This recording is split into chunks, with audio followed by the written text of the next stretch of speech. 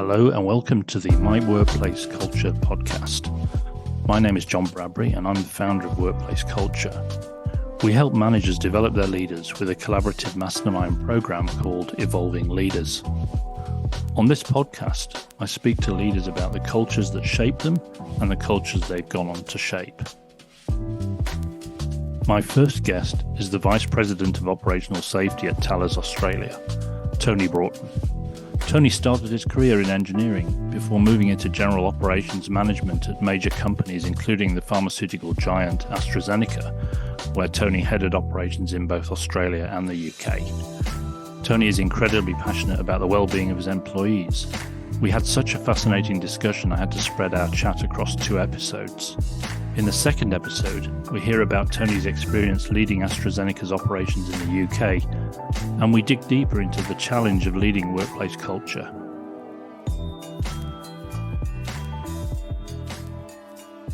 So you did this amazing move over to Manchester. With Astra Zeneca. Yeah, not far from where I grew up in Sheffield. So, I know the weather must have been very different compared to Sydney. You reckon? That was quite a shock. Well, yeah. There's a fair bit of rain over there on the west coast. Yeah, not wrong. Well, I know Manchester's not on the coast, but over that side of the Pennines anyway, they get plenty of rain for sure. Definitely a new definition of wet. Yes. Yeah. So how did that move come about, Tony, for you over to Manchester? I was asked by the head of operations at the time to take a global role there. I really appreciated that. Again, one of the features of that culture there at Astra Zeneca was that they were very deliberate about moving people around and developing people. And it wasn't because I was particularly special, or so it was just part of the way Astra Zeneca operated. They focused on internal moves and internal development and stretching people and progressing people. So, I was asked if that opening would suit. And after a bit of discussion with the family, we're on a plane and in Manchester. Yeah, what a change. But just on that point, that thing about the whole thing about developing people from within an organization, I think it's a lovely way to value people, is to say, we want to develop you and we want you to be our future senior leaders. It's just, I think that sort of activity has an impact on the culture rather than always bringing in new blood. I'm not against new blood, obviously, but I think when you can develop people and show that commitment, it sends a really strong message. And it sounds like Astra were doing that, and you're an example of that. So that, to me, is a sign of a good culture. So you landed in Manchester then, and you were global supply chain director in 2010, and then you moved to a different role with AstraZeneca, still in Manchester. How did the Manchester culture compare to the Sydney culture? Because I know what it's like coming the other way. Yeah, but it happened to coincide with the London Olympics, where Australia did quite dismally. And I was reminded many times, I think, that Yorkshire had a higher medal count than Australia in the London Olympics. But there was plenty of good banter, and the culture between the UK and Australia are not that dissimilar. Mm. Once I'd adjusted my humour slightly, and they'd adjusted theirs and got used to me. Yes, but no, we started on a really good, a really good footing. Did a bit of reshaping of that team, but ended up having a team around me that really what you'd describe as the A team, the team you'd really wish for, and together. We achieved some really great things. All right. And this was the supply chain team. This was the operations team. You led over 1,300 employees in that role. How many direct reports did you have then? Do you remember? Say something around 12, John. Yeah, something like that. And were you conscious then of influencing the whole workforce through them? Yeah, I think I'd become more conscious and aware of culture, because if you go back to my 20s or even 30s, I hadn't really thought about the term culture. Certainly in a workplace context, it wasn't really trendy back then.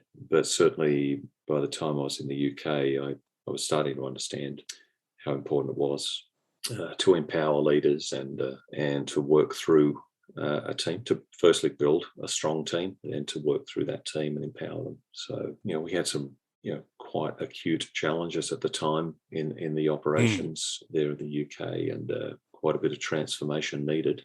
And so, I needed a strong team. There's no way I was going to be able to do that with some sort of solo effort. So when you're a team leader and you're directly responsible for a small team of people, you've got quite a impact on the culture of that small team, hour by hour, really, minute by minute. But when you're managing 1,300 people, you've got a lot of potential influence, but it has to be done, I guess, through those people who report to you and ripple out from them. Because, you can speak in a personal way to those direct reports. And then I think those interactions then become incredibly important, because that colors how they behave with their people. Is that something you thought of at the time and you were aware of? I think we know that there's a tendency for people to mirror or even mimic their leader.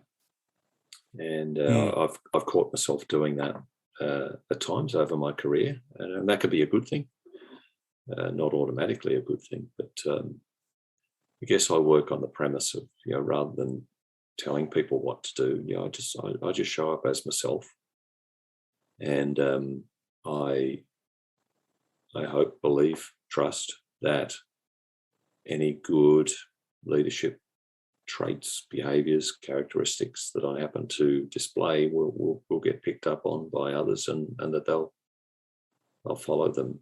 Yes, there might be some coaching involved where there's a bit of encouragement and a bit of sharpening, but I think generally if you show up and you just be yourself, you be authentic, then hopefully any good leadership characteristics you display will just rub off on other people. And I've certainly done my best to adopt, positive leadership practices that I've seen from others, from my managers over the time. And you pick up on them. You find things you like and you find things you don't like. And when you describe this as the A team, then what were the characteristics of that team that you think about when you say that? What were they doing that impressed you? Look, I made some changes to the team, and we got to the point where the people were in the right role for the right reason at the right time. So that changed over the 4 years that I was there, because there were some individuals who were the right person for that time at the time we were in, but then 12 months later, things had shifted, the context had changed, and they were no longer the right person. And so I'd make some changes around that. Where we got to was a team that were the right people, very capable, and quite aligned, I guess, in our views around how a large, complex business should be run. Fundamentals of operations management, but also leadership and culture. And not only were they, I believe, engaged and capable, but we were quite aligned. We were on a mission. We're on a mission to significantly turn around the performance, and this sort of shared mission that there was really strong alignment behind. Once we had that alignment, once we had that light on the hill, which was expressed in the form of plans and a 3-year sort of transformation plan, but having that North Star that the leadership team were part of creating together with others and believed in, and that the team was just really fired up, and we achieved some truly remarkable things together.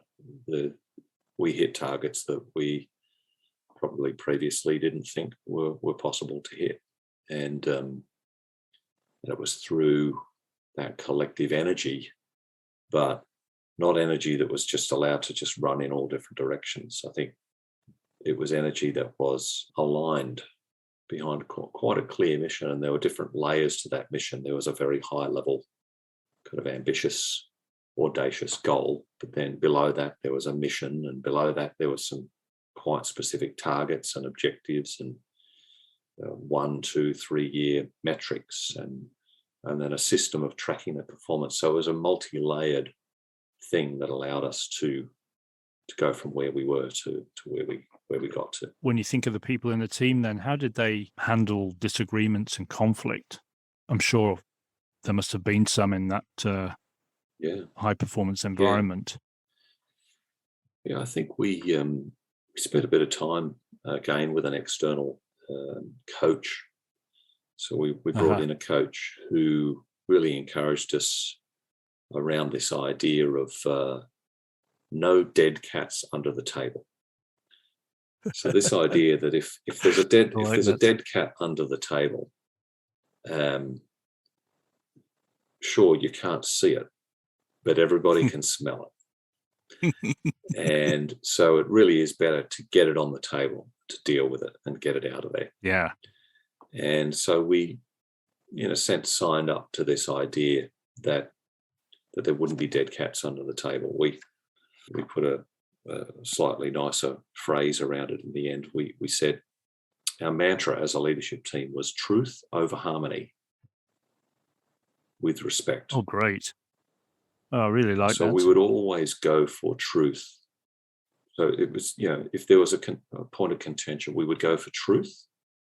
We'd put truth ahead of harmony or truth over harmony, so long as that was done with respect. So it was like a mathematical equation. Imagine truth on the top of the line, harmony below the line, multiplied by respect, brought out the mathematician in me, the engineer.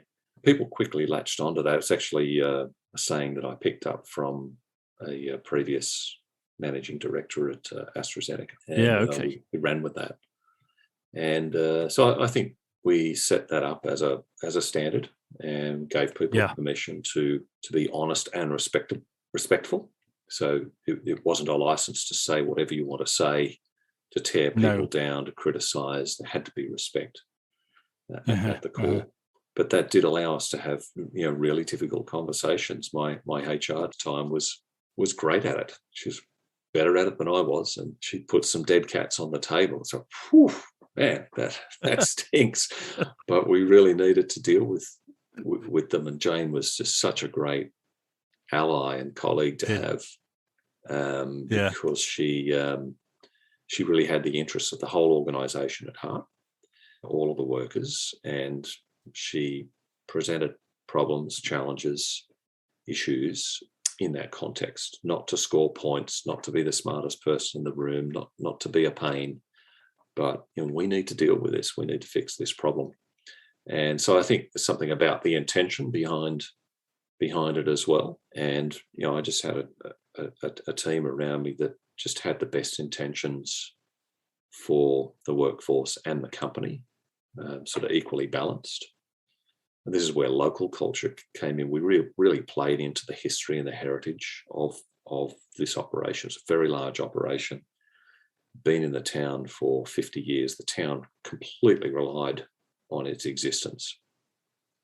And it had been in a bit of trouble, and it had been on a downward trajectory in terms of volume and headcount and investment. And thankfully, all of that's gone back in the other direction now. But people, the leaders were, very much driven by, what was best for people and for the organisation, and looking for that common ground and playing into that rich vein of history, people whose parents and grandparents had worked in the salt. We really tried to tap into that, and it seemed to work. We got quite a high level of engagement support from all 1,300 staff across the multiple sites in the UK. Yeah. Well, when you've got that history, I think people really care about businesses when there's been multiple generations involved. I've worked in companies like that, and there's this sort of level of care and ownership that grows in the community, which is lovely to see. But I love this no dead cats. I think that speaks to what we touched on earlier, which is about cleaning up disagreements. And I think that is a really important aspect of creating a good culture and, enabling good collaboration, is that people are not willing to let any resentments fester or any disagreements go unresolved. I think when you get a group of people that make that commitment to each other, you get a different energy in a team. And it's difficult because, not everyone is skillful at having those clean-up conversations. Again, I think this is an area where people can grow by taking a risk and with their own vulnerability and being willing to say, hey, I didn't like what you said yesterday, or I didn't like what you said in the meeting, that upset me, sort of thing, and just knowing that when I'm open like that, I'm not going to get hammered for that. It's going to be something that is talked about and resolved with respect. And if you can, it sounds like you had that going on there with that team for sure. Yeah, it had to be nurtured, and I would say again, having an external coach really helps because at the start there's an amount of people looking at their shoes and feeling a bit uncomfortable and.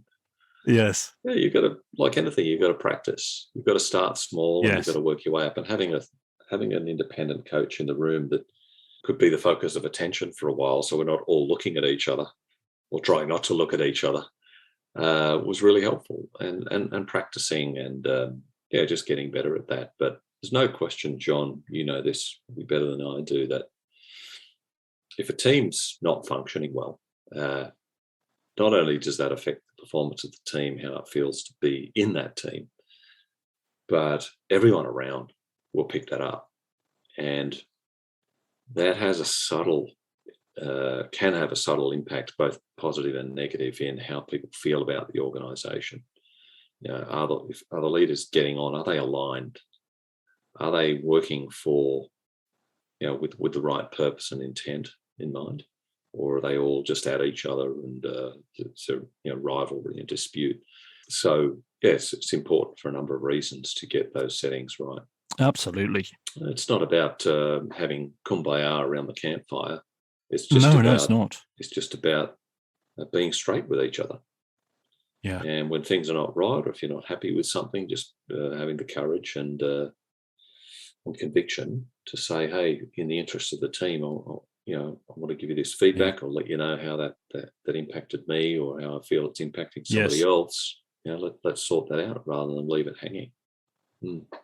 I think part of it is being willing to share our emotional landscape, because if we're just rational all the time, we're actually missing a part of what's going on, because we're not robots. Everyone's got an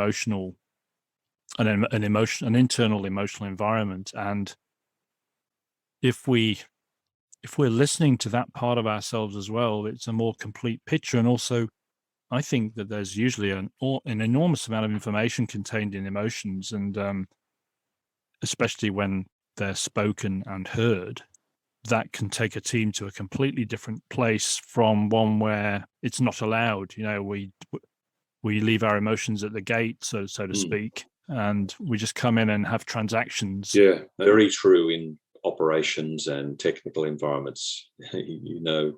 As well, anywhere I've worked, there's never been a shortage of metrics and measures and mechanisms and processes and systems that could just completely consume your every working hour. But so you've got to create room for that other dimension.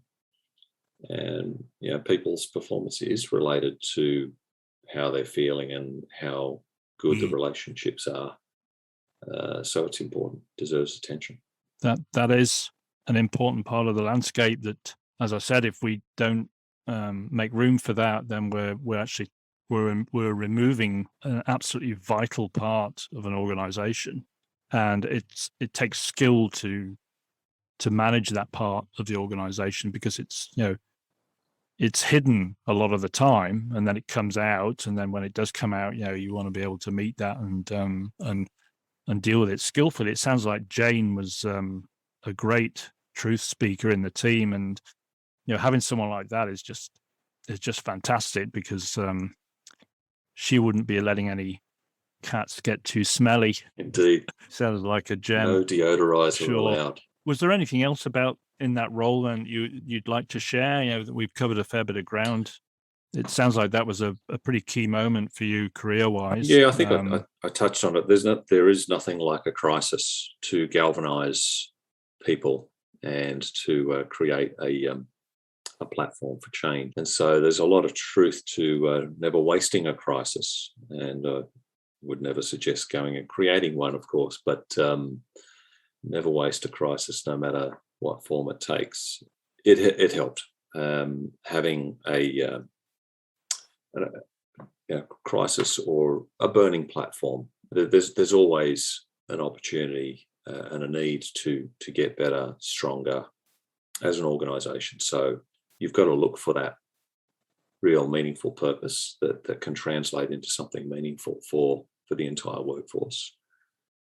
Give people some meaning to their work, create that context, and link people's work to that big picture. I think that's a really important role for a leader, is not to necessarily be personally inspiring, because we don't all have that natural innate skill or persona, but creating different types of inspiration. I think chiefly amongst that is helping connect a person's individual work to the greater good that the company is trying to achieve. So you do have to express what that greater good is, and then you have to make sure that it gets translated to the everyday work of people. So, we spent a lot of time on that in the UK and even today in the current role, trying to link,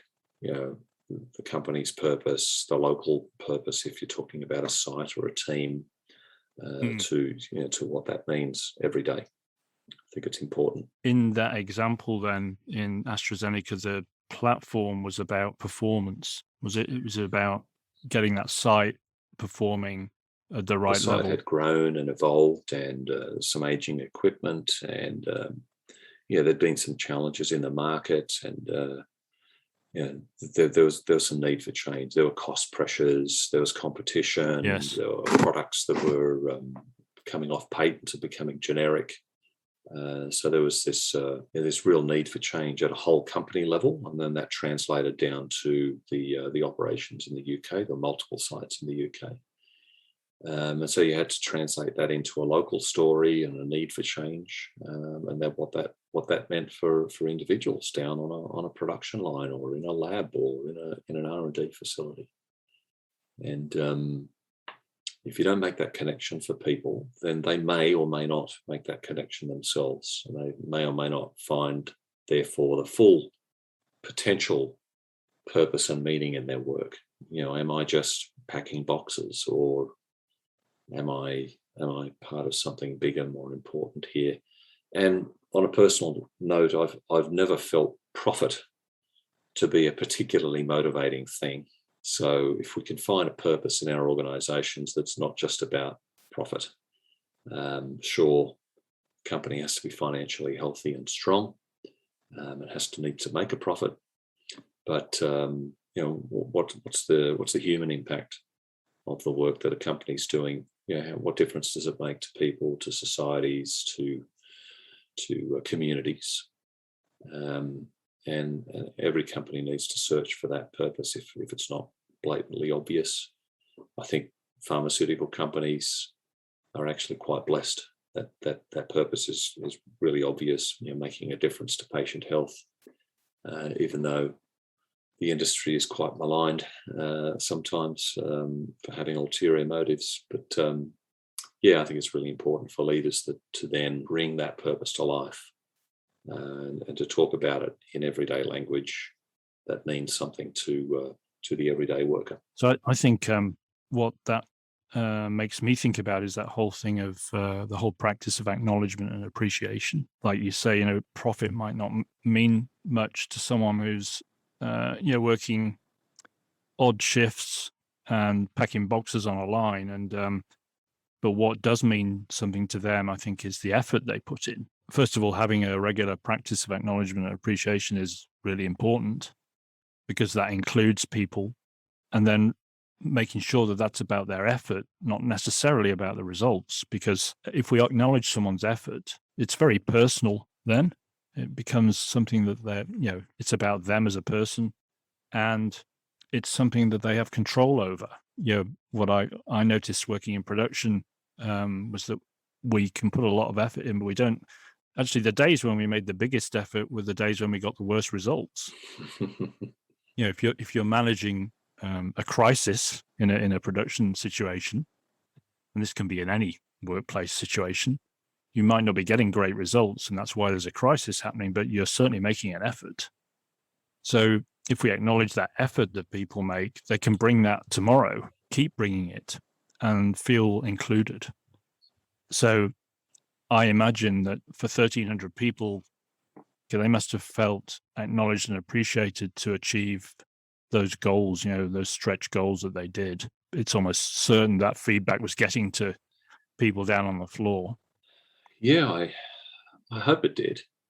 It's not an easy thing to be sure about, because you're relying on layers of an organization to pass on that acknowledgement, that appreciation, that recognition. And again, it's something that doesn't come naturally to every person, or not every manager, team leader, supervisor thinks it's necessarily important or necessarily feels comfortable doing it. So again, a leader, I think, needs to demonstrate that through their own practice, acknowledging their own people, and then trusting that will flow through the organization. I've seen companies try to formulate or prescribe acknowledgement and appreciation, even have targets for how many people have been recognized or acknowledged.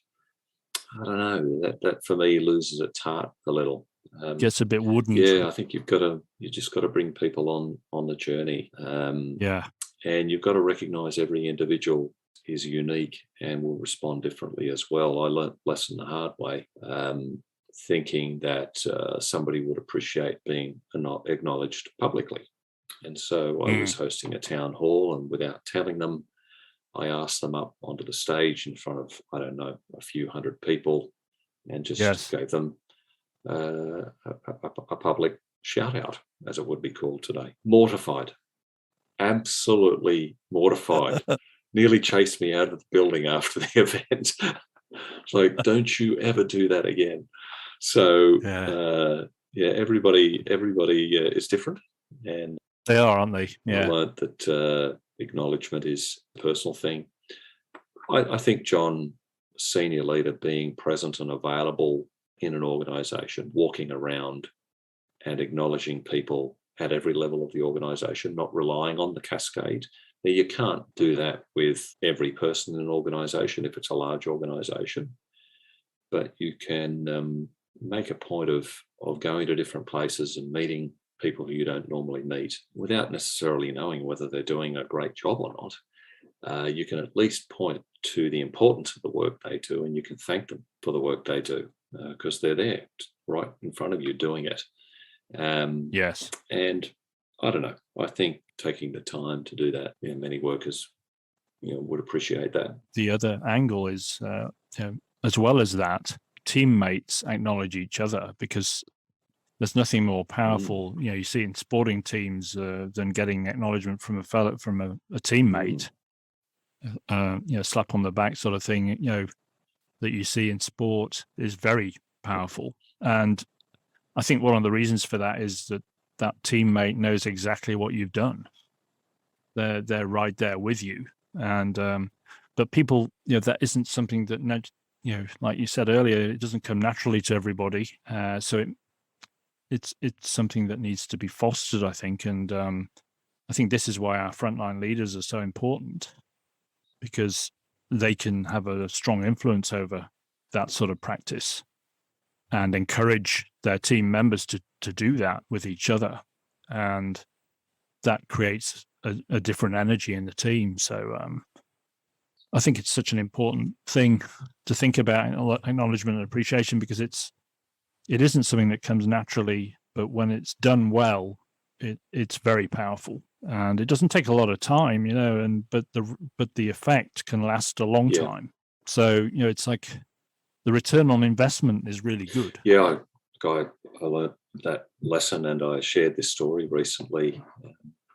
When I was in the UK, I became aware of somebody who'd done a particularly great job of something, and I wrote them a little thank you note literally on a post-it note with a handwritten, and went and sought them out and found them and gave them this note. It was very, very nice and very pleasant, and I think they felt good and I felt good, and didn't really think anything of it. Some years later, after I'd left Astra Zeneca and I actually travelled back to the UK and had such a great time working with that team, I dropped in to one of the sites, the large site there in Manchester, and said hello to some people, and was walking through the office area, and I spotted that post-it note that had been pinned on the person's office partition. Wow. And it struck me the power of simple, genuine kind of recognition. I just would have expected that note to go in the bin. Maybe not immediately that I handed it to the person, but that day or the next day. So I was really sort of humbled, and I don't claim to be great at this, and I don't do it near enough. But I was reminded, I think, of just how you never know what somebody's going through, right, on any particular day. They might be having a great day. They might be having a terrible day. They might really need a lift. They might really need some encouragement. And we talked about how hard culture change can be in a large organisation, but you can change the immediate culture around you as a leader, right? You can even have an impact on one person. And if you just think about the one rather than the thousands and do something about that, the thousands can come later and can come over time, and you've got to be patient, but you can have an impact on the culture for that one person today in that moment. And maybe we leaders get a bit hung up on grand plans and having an impact on the thousands and the hundreds, and lose sight of what's in our hands right now, the capacity to have an impact on one person through a phone call or a catch up, and encouragement, whatever the case may be. And it's simple and it's free. You just got to decide to do it. You got to remember to do it. Yeah. Look, I was thinking about that before we came on this call. It's the systemizing of culture and its development is very challenging, because I think it is about those human relationships. And I think there isn't any way around that. You've got to put in that effort on a personal level, I think, too, if you want to change a culture, and trying to systemize, like having a formula for acknowledgement and appreciation, like you mentioned, it just somehow it doesn't work. It's something that is personal, and it is worth putting in the effort in. The other thing I was thinking about was, if you think about the three centers of, head, heart, and what I call the action center. And I think I refer to that as very head, often, heart, and hands. Okay, a 3-point hands, connection. good. The hands, you're actually doing something. Yes. So I think what happens in many, many environments is the head and the hands are very active, but for some reason the heart isn't always there. And I don't know why that is. Maybe it's just that might be where we are as a species at the moment. The human species is probably at that level of development, and I think this is a growing development edge for us, is the heart space. And acknowledgement and appreciation is very much a heart-based activity, I think. Or if it isn't, it doesn't come over right. If it's coming from an open heart, then people see the authenticity of it, and that's how we have an impact. And I think that's the challenge. I think that's why acknowledgement and appreciation is a difficult thing for people to do, because to do it well, you've got to drop into your heart. And if you're spending all your time in your head and in your hands, that's a more difficult place to go. But I think that's certainly something I think about in my work, is how to include the heart. Yeah, and a lot of that is about, I think, letting one's guard down, creating that environment where it's safe to do so, where it's normal, where people can really be themselves. In a professional environment, it's more so in some industries or sectors than others. There's there's a real professional persona that people feel they have to put on and keep up, and Yes. Yeah. and that's both to project an image, but also to protect themselves.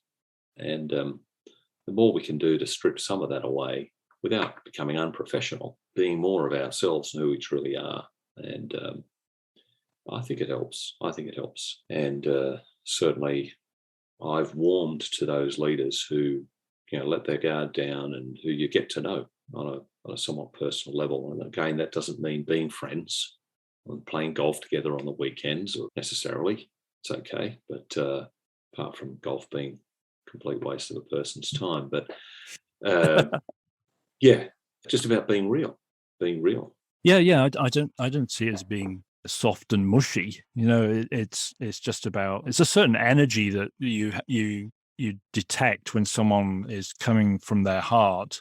It's a slightly different energy and a way of being than if I'm just being purely rational.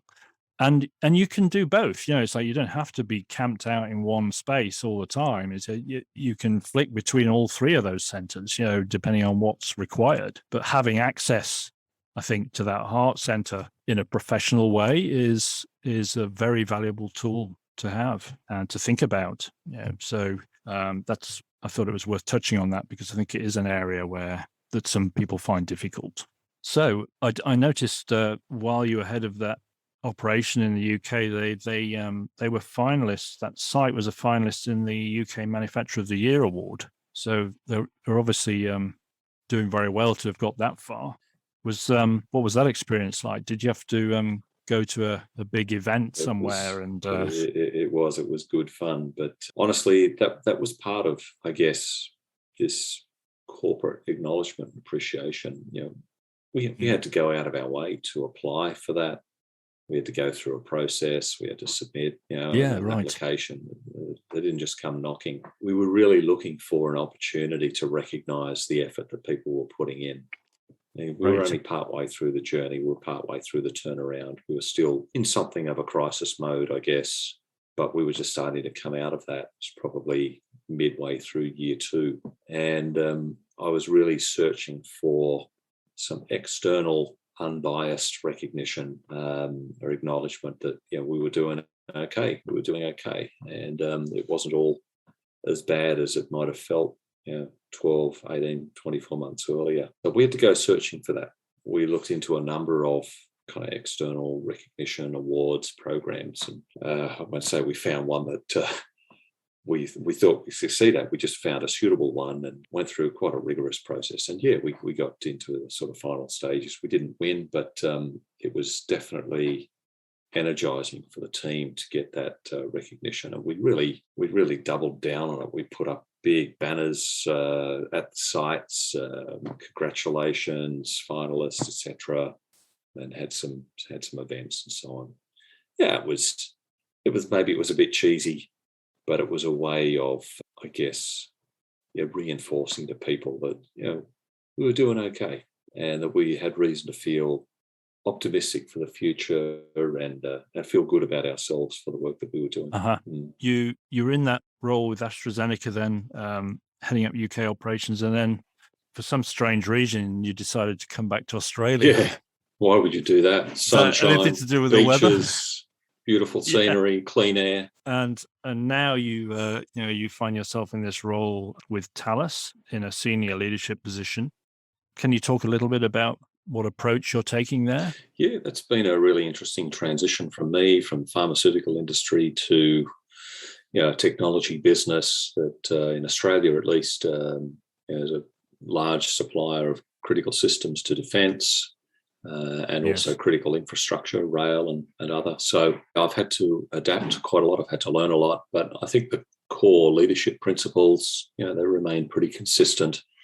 A bit of tailoring for a different type of audience, a different type of employee base with unique sort of backgrounds and experiences, a lot of ex-military, for example. But I think similar approaches, looking for, if you like, the burning platform. What's the mission? What's the call to arms, so to speak, for change? And the company's doing some great things in terms of transforming performance and I guess one of the key things I've learned the last few years is about just how important it is to bring people along on the journey. I've always known that, change management 101. But the more I learn about this, the more I realize you've almost got to go at the pace of the slowest, maybe not the slowest, but at least the people in the middle of the pack. Because otherwise, if you run ahead, it might feel like things are happening, but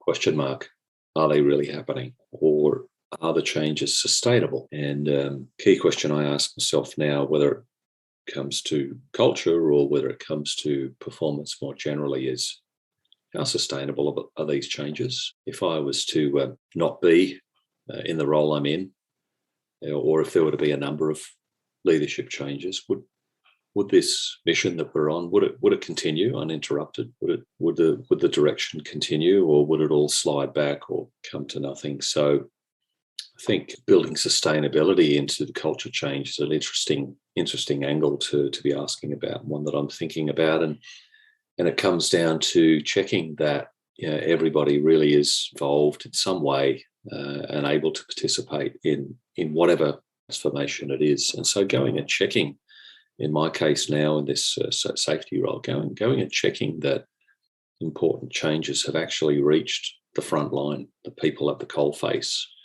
and not just assuming that that's happened. So that's been pretty important learning for me. Still learning in the last few years. One of the things that I've experienced recently in my work is the different cultures within a company, but at different sites. I'm helping a business at the moment that has multiple sites across Australia, and learned there is that the culture at each site is very different.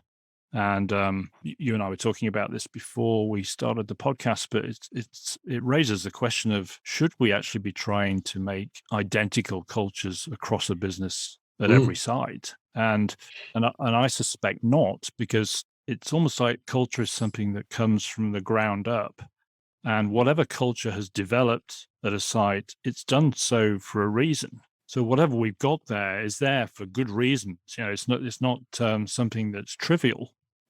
And Shine's definition talks to that depth. The fact that culture comes from the hidden parts of the people in the business. There's these underlying assumptions, and so when people make underlying assumptions, they do that for a reason. And I think we should respect that and honor those first before we say the culture's all wrong here. It's like, well, actually, no, it's absolutely right for this place right now. Yeah. And that's our starting position, is that what we've got right now, and we respect that and say, well, what is good about this culture right now, before we throw the baby out with the bathwater. We don't do that. We say we honor what's good about the culture at the moment, and that's our starting point. I think that's really important. Otherwise, people just don't feel seen and understood. Well, I mean, there's a couple of things there, John. I don't believe that you can force a culture into an organisation, and certainly not a sustainable one.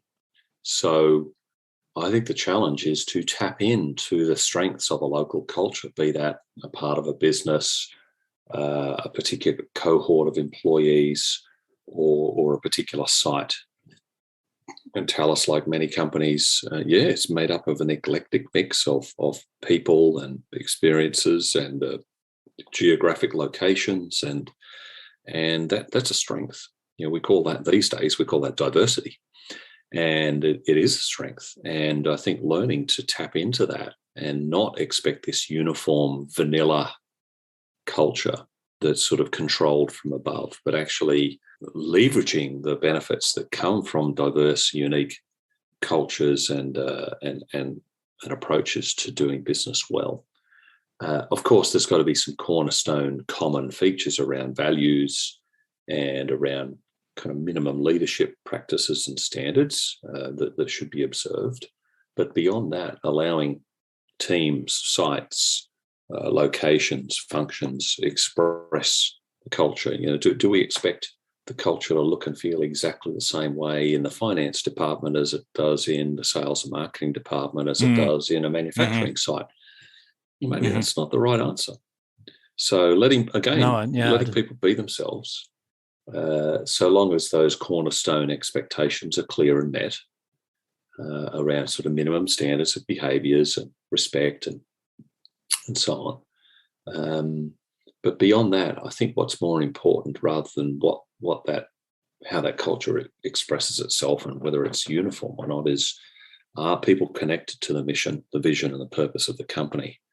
And then, however it gets expressed on the way through, as long as that connection's strong, as long as those foundational elements are there, then let people be themselves. I mean, I see the whole culture piece as an evolution, and if we want to work on the culture of organization, we need to somehow place ourselves at the leading edge of that evolution, and that's why, like, when I think about what is the skill that when I look back on my career, what is the skill that I wished I'd had more of back then, or with the benefit of hindsight, what would I have done differently? It would have been to listen. It would have been to listen more, and I think that's if we want to place ourselves at the leading edge of the evolving culture of a site or an organization, then we start with listening. Oh, it's funny you say that. That's part of the journey that I'm on, is really focusing on listening and being more curious, and taking the time to do that. I think as organisations grow, and with everything that's going on in the world at the moment, even if you think about the context of the pandemic, people more than ever probably have this need to feel heard, understood, respected, valued. And so I think it's been never more important than it is now for leaders to connect. And it's challenging, right? Especially with remote working and not being able to travel and not being able to interact face to face with people, to connect with people and to foster those relationships, to do those basics like acknowledgement, like appreciation, and to listen, to find out what's really going on, what's working well, what's not working so well. And often I think people just want to be heard. They don't necessarily expect their leader to solve all the problems or to take them all away and come back with solutions. Sometimes they need to do that. Sometimes that's the expectation, but sometimes it's just about listening and acknowledging the situation somebody's in. I think that's so powerful practice to have. And I've learned in my coaching practice that when I do much better work when I have a focus on listening. And when you do listen to people, sometimes they sort their problems out or their challenges out right in front of you without you saying much. It's just providing that sort of listening service is just very valuable, and I think it may be it's underrated a bit, and it's a practice that you can get better at over time. You just have to do it. Yeah, sure. It's a muscle, and needs to be exercised.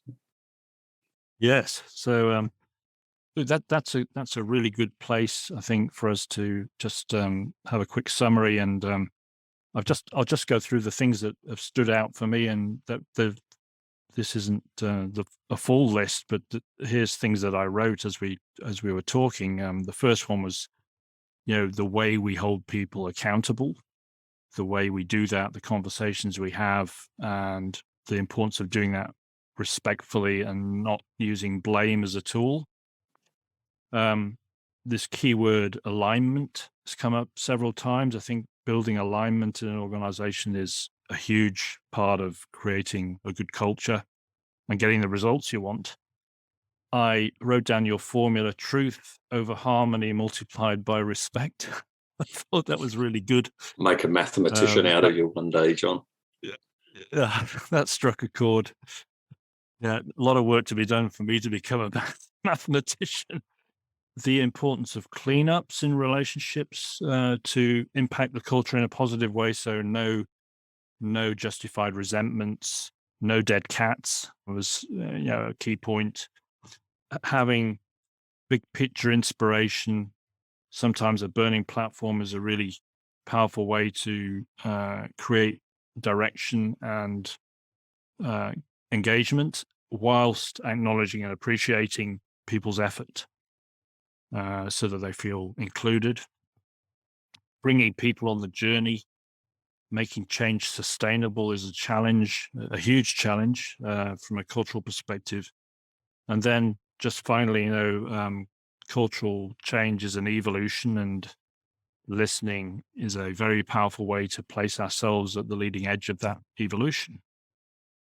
So before we finish, Tony, do you want to say a little bit about this charity that you're involved with, 180TC? I think that's a really noble cause. Yeah, 180TC has been around actually for quite some years. I think close to 40 or 50 years now, and they are in the business of helping people who found themselves in the grip of life-controlling addictions or abusive relationships to turn their lives around. So they run everything from prevention programs to warn kids of the perils of drug and alcohol abuse and addiction, through to rehab programs for people who have become addicted, and to help them extract themselves from that and turn their lives around and start contributing to society in a positive and meaningful way. So